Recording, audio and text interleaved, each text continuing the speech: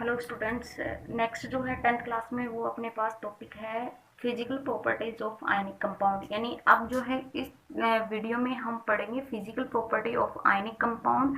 Physical property of ionic compound में हम 4 property को पढ़ेंगे, क्योंकि अपने पास 10th क्लास में अपने पास 4 ही प्रॉपर्टी हैं, तो उनको हम अच्छे से जानेंगे। डिटेल से हम उसको एक्टिविटी के साथ पढ़ेंगे। तो एक्टिविटी जो आपकी एनसीईआरटी में दी गई हुई है 3.13, तो उससे हम इनको स्टडी करेंगे। और सबसे पहले जो है हम फर्स्ट प्रॉपर्टी को उठाते हैं। फर्स्ट जो प्रॉपर्टी है वो है अपने पास फिजिकल नेचर।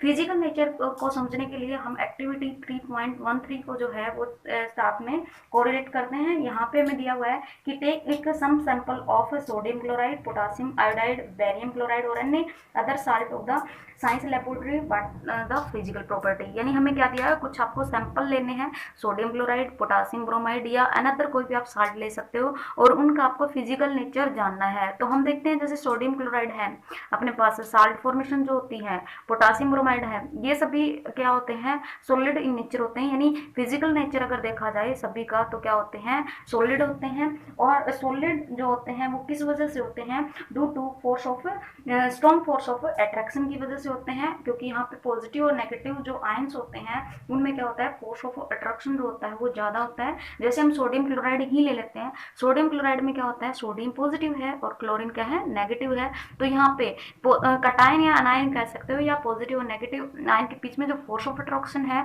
वो स्ट्रॉन्ग है, और स्ट्रॉन्ग फोर्स ऑफ अट्रैक्शन की वजह से इनका फिजिकल नेचर जो है वो सॉलिड है। फिर ये अपने पास क्या होते हैं, ब्रिटल होते हैं और ब्रिक हो जाते हैं into pieces when pressure is applied. यानी अगर हम प्रेशर अप्लाई कर देते हैं तो ये क्या हो जाते हैं, अपने पास स्मॉल पीसेस में ब्रेक डाउन हो जाते हैं। तो ये थी अपने पास फर्स्ट जो प्रॉपर्टी है फिजिकल नेचर के बारे में पढ़ा हमने विद एक्टिविटी। सेकंड जो है वो अब हम पढ़ेंगे मेल्टिंग एंड बॉइलिंग पॉइंट। उसी तरीके से हम साल्ट फॉर्मेशन के कुछ पीसेज ले लेते हैं, या अपने पास क्या लेते हैं, कुछ मेटल जो साल्ट है उनके पीसेज लेकर एक जो सेप्चुला है उसके अंदर लेंगे, और उनको हम क्या करेंगे, हीट करते हैं। और हीट करके देखते हैं कि वहाँ पे वो अपना मेल्टिंग और बॉइलिंग पॉइंट कैसा शो करते हैं।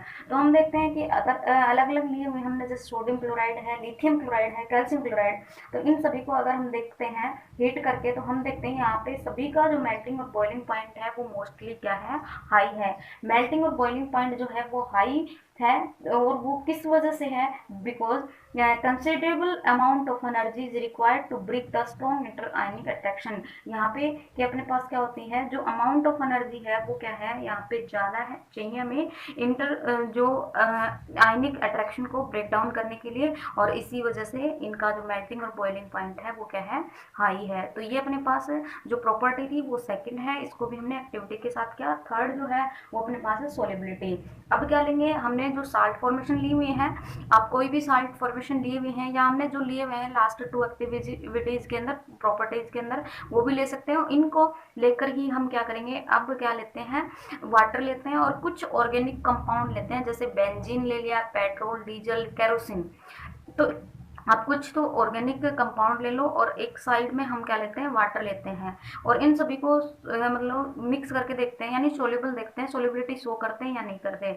जैसे नमक है यानी साल्ट है अपने पास, सोडियम क्लोराइड, इसको वाटर के साथ ऐड करेंगे तो अपने पास क्या होगा, इजिली सोल्यूबल हो जाएगा और इजिली सोल्यूबल होगा। बट इसके साथ अगर हम इसको क्या करते हैं, अगर कोई भी ऑर्गेनिक कंपाउंड के साथ सोल्यूबिलिटी शो करवाते हैं तो ये नहीं कर पाता। यानी हम कह सकते हैं easily soluble in water but not soluble in organic compound. Organic compound में आप जो है वो एग्जांपल दे सकते हो, जैसे कैरोसिन, पेट्रोल, डीजल, इनमें से बेंजीन वगैरह, आप जो भी है इनमें से कोई भी ऑर्गेनिक कंपाउंड के 2 एग्जांपल दे सकते हो। या आप कह सकते हो एक इलेक्ट्रोवैलेंट कंपाउंड जो होते हैं generally soluble in water but insoluble in organic compound like kerosene, petrol, benzene etcetera. Next जो है फोर्थ प्रॉपर्टी अपने पास conduction of electricity. Conduction of electricity के केस में भी हम क्या करते हैं, एक सर्किट डायग्राम बनाते हैं, एक इलेक्ट्रोड लेते हैं, एक साल्ट फॉर्मेशन लेंगे, 1 ही साल्ट लेना है आपको, कोई भी साल्ट फॉर्मेशन ले लो, जैसे पोटासियम क्लोराइड लिया या सोडियम क्लोराइड, कोई भी हम साल्ट फॉर्मेशन लेते हैं, और इसमें से अब हम क्या करेंगे, इलेक्ट्रिसिटी पास करवा के देखते हैं, और इलेक्ट्रिसिटी पास करवा के देखते हैं कि अपने पास ये पास करते हैं या नहीं करते। अगर अपने पास क्या है, साल्ट जो है इन सॉलिड फॉर्म में है, सॉलिड स्टेट में है तो ये अपने पास क्या होंगे, बैड कंडक्ट ऑफ इलेक्ट्रिसिटी होंगे। बट अगर ये मोल्टन स्टेट में है तो ये अपने पास क्या होते हैं, गुड कंडक्ट ऑफ इलेक्ट्रिसिटी होंगे। तो हम कह सकते हैं कि सॉलिड स्टेट में do not conduct electricity but in molten state conduct electricity. या अनदर फॉर्म में आप कह सकते हो कि अपने पास क्या होते हैं, जैसे चार्ज पार्टिकल सॉलिड फॉर्म में है तो मूव नहीं कर पाते, बट मोल्टन स्टेट या लिक्विड स्टेट में है तो ये इजीली क्या करते हैं, मोमेंटम शो कर देते हैं और ये अपने पास क्या होते हैं, गुड कंडक्ट हो जाते हैं मोल्टन स्टेट या लिक्विड स्टेट में, बट बैड कंडक्ट हो जाते हैं इन सॉलिड स्टेट में। Thank you.